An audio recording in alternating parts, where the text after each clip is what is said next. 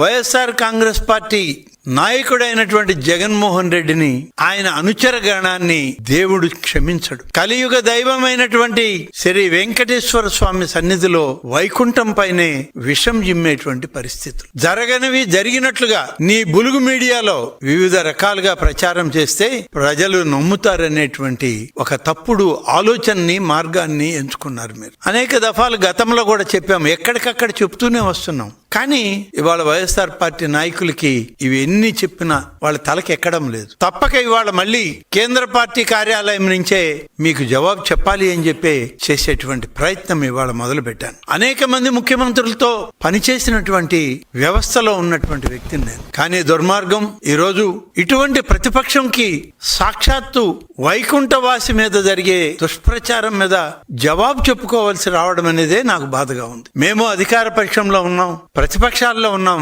కానీ నిరంతరం 5.5 కోట్ల ఆంధ్రులను పూజించేటువంటి దైవం మీద ఇవాళ ప్రతిపక్షాలు చేసే ఆరోపణలకి సమాధానం చెప్పాల్సిన పరిస్థితి.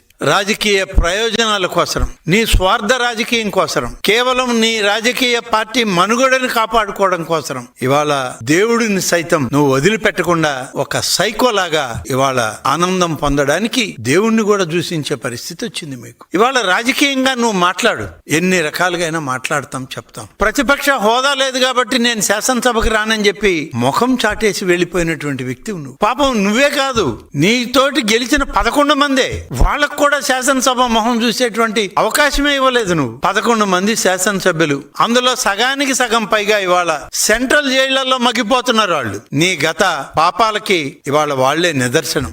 ఆ జైలు గోడల మధ్య నలిగిపోతున్నటువంటి వాళ్ళని చూస్తే నీ పాపాల ఫలితం ఇవాళ అనుభవించే పరిస్థితి.